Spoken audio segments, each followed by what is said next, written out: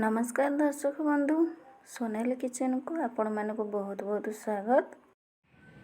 मु आज नहीं आसी आ गोटे रेसिपी खासी मांस आलूर झोल। वीडियो टी प्रथम देखा पूर्व गोटे सब्सक्राइब आउ लाइक शेयर कमेंट भी करंतु। देखो ये मांस को मैं बहुत भल भाव धोई नहीं तो सोरिष तेल हल्दी पाउडर आ लुण एकाथरे एथरे स्वाद अनुसार लुण पकई आ तरकारी लुण देविनी ताकू मैं गोली नेउछि। ये देखो बहुत भलसे गोली नहीं आपको आम घरे नवा। तापर ये देखो गोटे कड़े तेल पकई नौ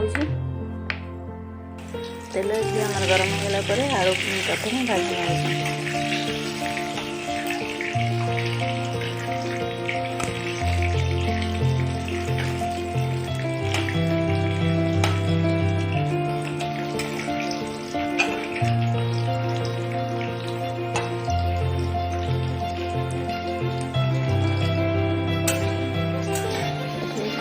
आलूटी भाजी गलानी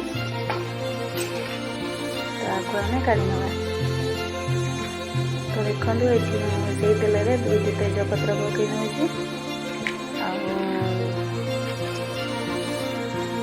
गुजराती दालचीनी आ गोलमरीच आपको पकई नौ किसी समय भाजा पर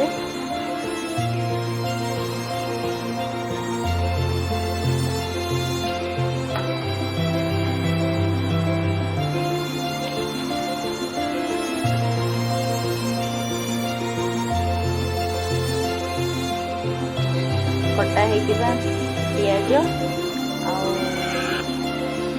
कंचा लंका को पकई भाजी नौ।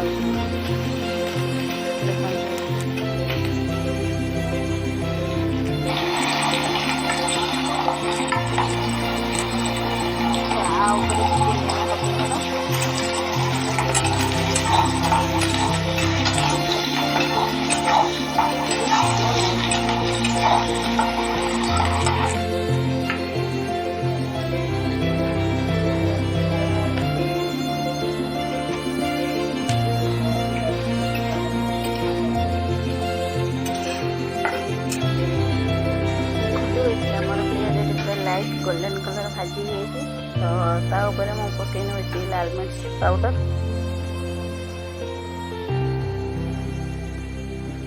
मैं लाल मिर्च पाउडर पकई नौ 3 चामच आप जी खाइबे से अनुसार पकई ने।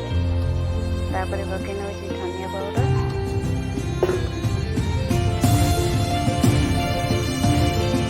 धनिया पाउडर भी मुझे 3 चामच पकई नौ पाउडर 2 चम्मच पकई तो आपको सब भाजी ना। गैस को सिम कर सकते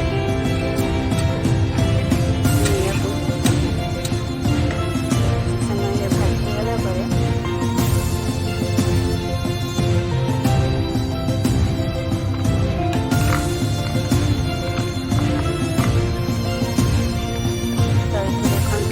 मसला कर अदा रसुण तेजपत्र गोलमरीच दालचीनी गुजराती पकई मसला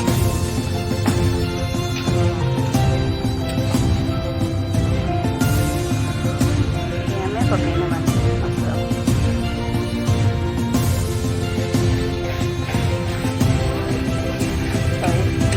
तो ये भाव में आपको आम एमती कषि ना समय कसला पर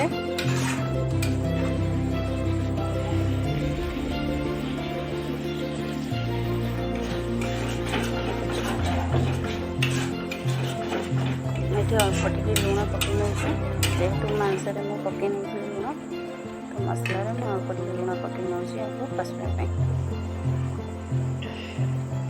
ये देखो आम मसला बहुत भलसे कषि तो तेल ऊपर को बाहरी आसला मांस को आम मैरिनेट कर रखी तो आपको पकई ना। तो आउे गोटे टमाटो मुझे काटी नहीं पकई नौ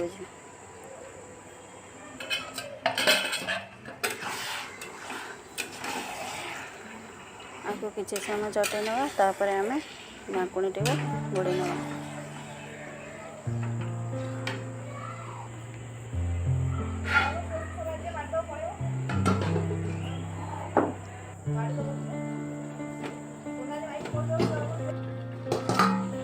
କିଛି ସମୟ କଷି ହେଇଗଲା ପରେ ଆକୁ ଆମେ କାଢ଼ି ନେବା। ଦେଖନ୍ତୁ ତେଲ ଉପରକୁ ଆସ୍ତେ ଆସ୍ତେ ବାହାରିବାରେ ଲାଗିଛି।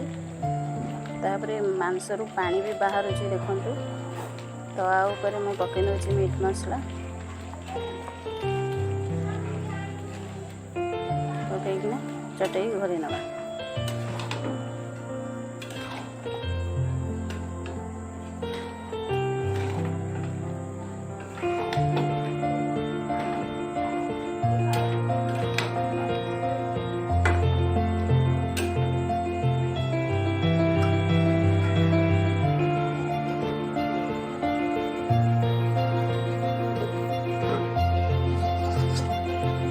ଗ୍ୟାସ୍ଟାକୁ ସିମ୍ କରି ରଖିଥିବେ।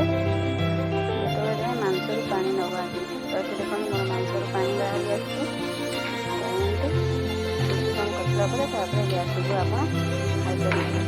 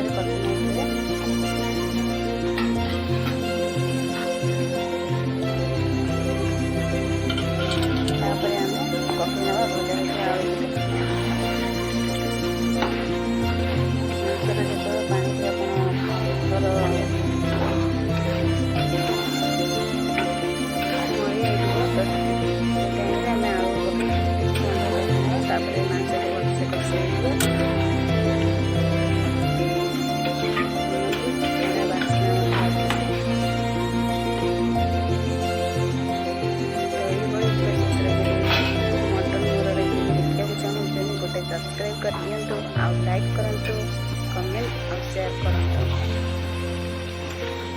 और आपन फ्रेंड्स मानक मध्य शेयर करंतु जहाँद्वारा मोर नुआ नुआ वीडियो आपण मैंने देखिपारे। देखो ये आम मांसटी बहुत भलसे